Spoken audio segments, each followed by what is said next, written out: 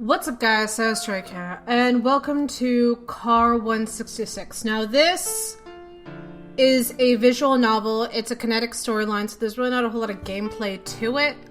It's just kind of click to continue kind of a thing. I'd like playing these every now and again, kind of just to downplay, you know, not just to get content out there if I'm too tired to, which I'm very tired by the way, because this is the 4th video I'm recording today.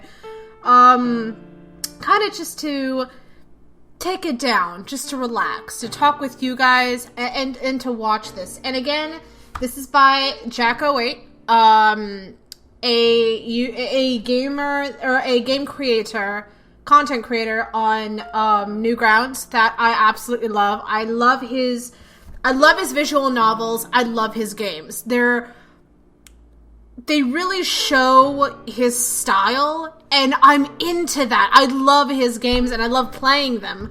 So this, by the way, is based off of, and I'll show you the picture of his explanation of what this is really about in the beginning of the video, so you guys kind of know, but to reiterate, this is about the 7/7 bombings in London, and this is kind of the perspective of the homegrown terrorist Germaine. I can't remember her last name. What's her last name? Her last name is Germaine Lindsay. That's her last name. Her last name is Germaine Lindsay, by the way. So this might get a little emotional, and this might press a few buttons. So, warning out there for those of you who don't like stories and games of this nature, you have been warned. Do not watch this video. I will not hold it against you in any way, shape, or form. This is a game I've been putting off playing because this isn't quite something that I would normally play. This isn't a visual novel I would normally watch. So, but I want to. You know, I want to, because I have wanted to. Again, I've been putting it off, but we're going to do this now, today. So, I hope you guys don't hate me too much. So, let's start the story. Yep, this is a kinetic novel, meaning that it is a linear story. To advance through the game, simply click anywhere with your mouse. To start, slide it over. And there was the rain again. For the 8th time in the past 10 minutes, I checked the Jesus Christ, that's fucking loud. Sorry. I gotta... Oh, what did I just... Ah, crap! Oh, no! Shit! Okay, steady. I pressed the wrong button because I'm a stupid.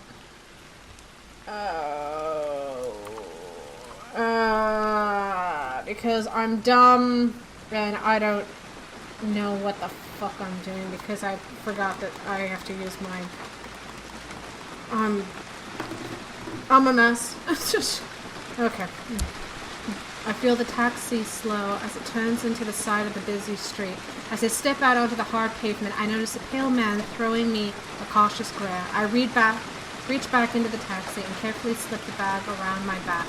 I wonder if he'll even realize what he helped me to do. I carelessly throw a few pounds over to him before slamming the freezing door shut. I have my umbrella over my head and click it open, creating a wide black barrier between my thick body and the cold hard rain. I hate this place. I hate the whole country. All 4 of us do. As usual, London was swarming in grey businessmen hurrying towards their dull office jobs, while I'd usually be joining them. Today, I was finally going to achieve something life-changing, something that would change this cruel, ignorant world. It was only a matter of time. I picked up my pace, more fiercely pushing my way through the thick, solemn atmosphere. The rain was like gunfire, ripping apart the pavement beneath me. As I marched past several hurdled groups of faceless people and tall buildings, I finally see my destination looming from the distance. Like a beast herding its prey, I quickly ready myself. King's Cross Station. I scan the sign and suppress a smile. I carelessly toss away my umbrella onto the pavement and hurry under cover, The sound of rain seems to follow me. Continually pelting the ceiling above.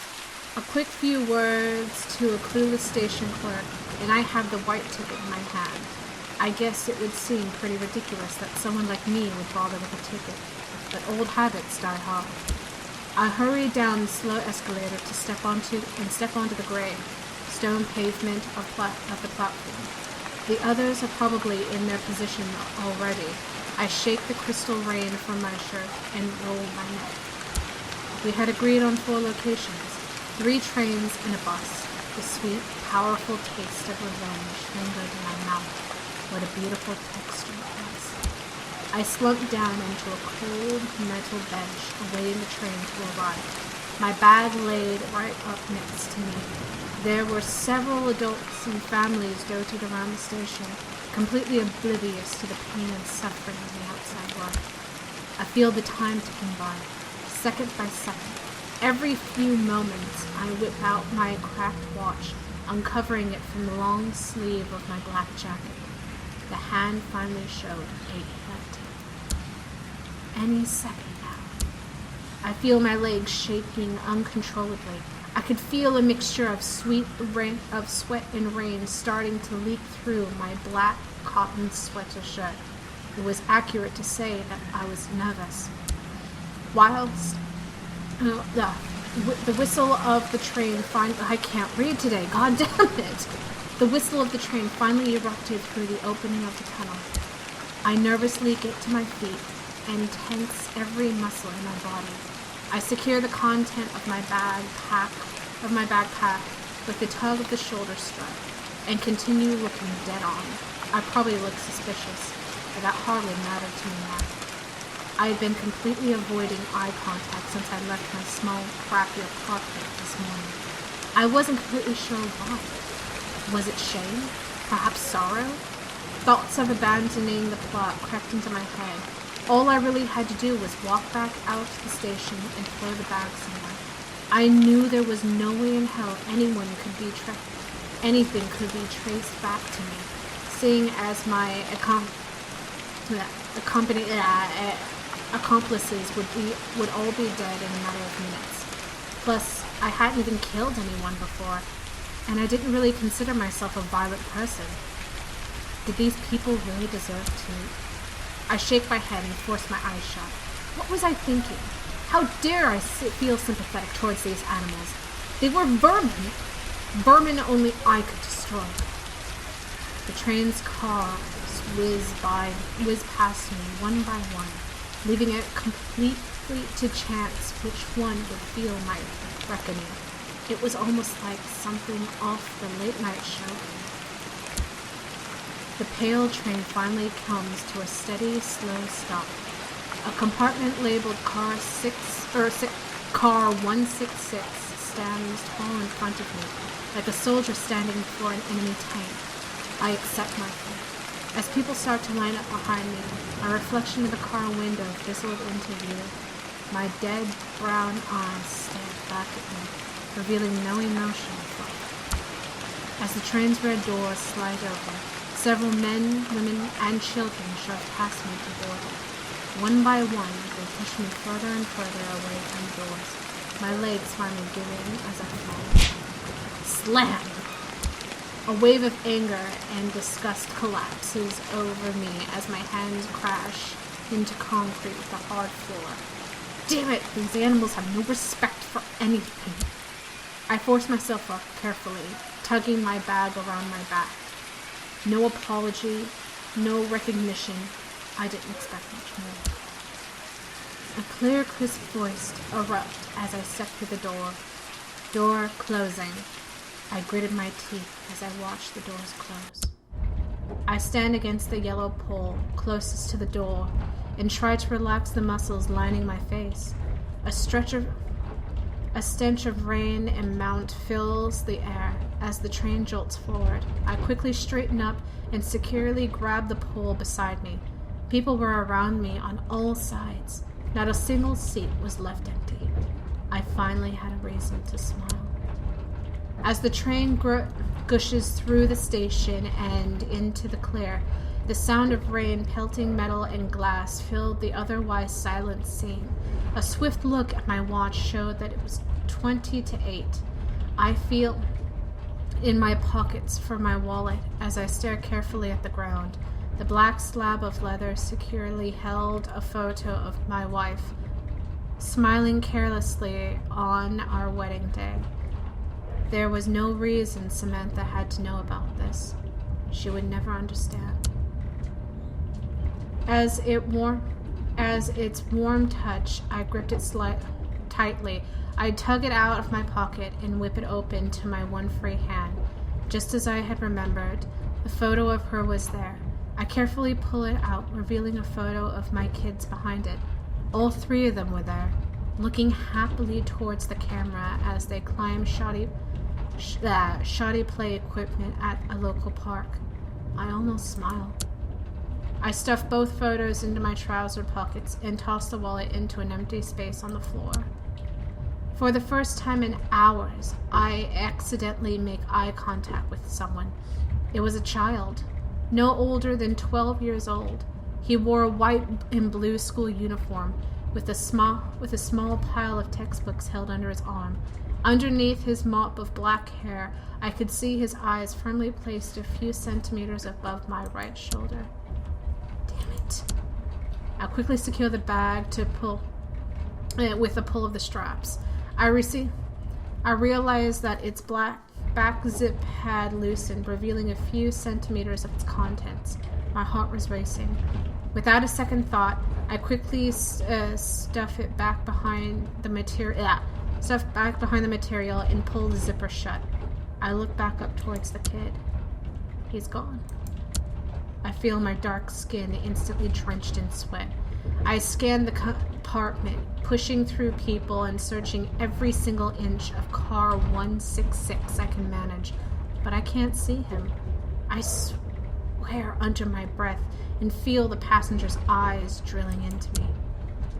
Can I help you, sir? The sound of the loud voice makes me jump. Cutting the silent atmosphere. Okay, it might not be Gretchen. I might have gotten that name wrong because this is definitely a man. Sorry. Cutting the silent atmosphere in two. I turn towards the noise and quickly shake my head. I can see the man slightly overweight and casually dressed. Staring at me through thin glasses. He wore an emotionless, dead face. We maintain eye contact for a few moments until he finally shrugs and continues typing away at a bulky laptop sitting in his lap. I continue standing there, completely frozen, staring at the man. I had never felt so scared in my life. After a few long seconds, I whimper and try to retain focus. Slowly scanning the compartment, I feel the faces of the passengers were still aimed at me. I stumble back towards the doors. Car 166 shadows in darkness as we enter under a long tunnel. The sound of the rain quickly fades, leaving the car completely silent. I wipe the thick sweat from my forehead in an attempt... Excuse me. Damn it. Okay. I wipe the thick sweat from my forehead in an attempt to straighten up, stopping my whole body from shaking like a madman. A few black hairs lining my neck stand on end. Hopefully the eyes of these people would soon revert back to their white, blinding glow of their mobile phones and laptops. I looked down at my watch and breathed a heavy breath. It had already gone past 10 to 9. I was a few seconds late, but that didn't really matter to me. I forced my eyes shut, breathe in and breathe out. The air was like ice, removing all moisture from my mouth. I could feel my heartbeat increase dramatically, pounding against my rib cage as though it was trying to escape, blood rushing to my head as my vision goes hazy. I try to ignore any thoughts of regret as I stretch my eyes back open. Everything was happening so fast, but there was no time for hesitation. I quickly rip off the backpack and throw it towards the floor. I pull out a small knife hidden within my deep trouser pocket and shout at the people around me to get down. I have been planning to make some kind of speech to these disgusting human beings, but I feel my lips tremble. All of you, every last one of you. I try to retain a strength. I try to retain a straight, emotionless face as I rip across the zip, exposing a handmade organic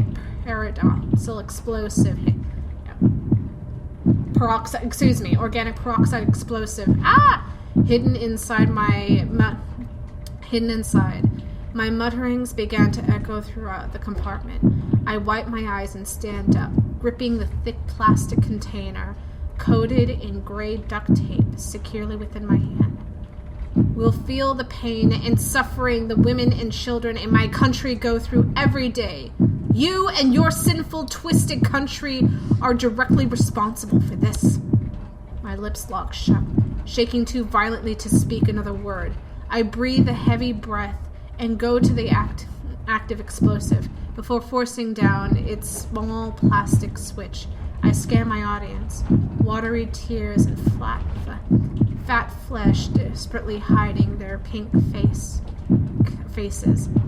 Cowards. I roll my neck with a smile and shout a few insults before finally forcing down my thumb to activate the device. Click. The sound of the explosions roar, ripping away the cries and screams of the animals around me. The compartment walls and roof bursted apart. The sound of death echoes in my ears. The once gray, dull atmosphere was now painted red. With a scream and a whimper, I feel my body rip in two. Suddenly, the defeating nightmare snaps to silence.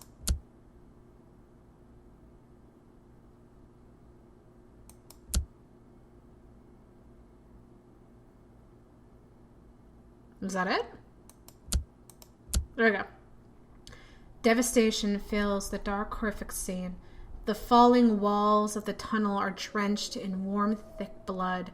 Harsh, cold winds gush through the tunnel openings. Fresh corpses and scraps of metal lay around what's left of my torn, destroyed body. Families and policemen stand nearby, their hopes slowly fading. The sharp train tracks and shrapnel dig into my ripped, bloody flesh. I couldn't hear anything. I couldn't see anything. I was not but the last flicker in a light bulb, the last bullet in a revolver, slowly being fired. I did this for my God, to inflict revenge upon those who had disrespected and murdered his people. I would be rewarded eternal bliss for what I had achieved for him. He, all-powerful and all-knowing, would welcome me into his kingdom. He was the one true God, but where was he? Realization hits me like a bullet. As I feel what was left of myself die, I shamefully accept that I am going nowhere. All of this, all I had done, meant nothing. The pain I had caused, the life I had stolen. Nothing. Right on cue, the dark sky tears open. Its thick, black clouds start to erupt. There is no heaven. There is no hell. No bright light. Just death.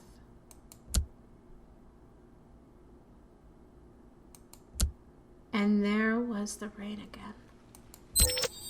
I got an achievement! Created by Jack Talbot. Thanks for playing. That was an emotional story. Holy cow. So this was clearly a terrorist attack that actually did happen. And he wrote this for his class, in high school, I think it was, and he got a good grade. He wanted to turn it into a visual novel. This was done a couple of years ago, is when he created this. And it's a great story, in my opinion. I think he did really, really well on it. And although, like I said, it's not one of those, like, action games, there's not a whole lot to it when it comes to actually doing stuff in it, being a part of it. It's still kind of nice to see some of these visual novels, especially the ones that he writes. They are some of my favorite ones that I love playing repeatedly. So go check him out. You know, I'll put a link to his channel along with other stuff, including the port for this in the description down below. I do like it. I think it's really good, and I think he really does have a lot of talent. But thank you guys so much for watching. If you like this video, hit that like button. Subscribe for more of my subscribe for more of my videos. I really hope that channel. Let me know if you want me to do more of these. And I am still looking, you know, for more games to play. So leave a comment in the comment section down below if you have a game that you want me to play. If you want to have a visual novel you want me to go through in this, just let me know. And I'm gonna start a new what is it? I'm gonna start a new play series that's gonna be just strictly these visual novels and kinetic games that are just pretty much all novel based. Very, yeah, kind of like this one. A couple of the other games that he's played that I have on here. I think in fact all the games that I've played of his have all been visual novels of some sort. Also like the Vanishing Ethan Card is a little more interactive. But I guess like, oh, what did I just finish? Dear Esther, that would be part of it. So I'm gonna start a visual novel series, that's just gonna be strictly those, a playlist just for them. So look out for that along as well, and I'll put that link for that in the description down below as well. But as always, I'm Sarus Drake. I love each and every one of you, and I will talk and play and even read for you guys in the next episode. Bye-bye! I can relate to this because even for me, it's hard to let go of my grandfather. You know, he was the first person to hold me. He was the first man. Excuse me. He was the first male figure in my life to hold me when I was born, and he was always there for me when my dad was away in the Navy.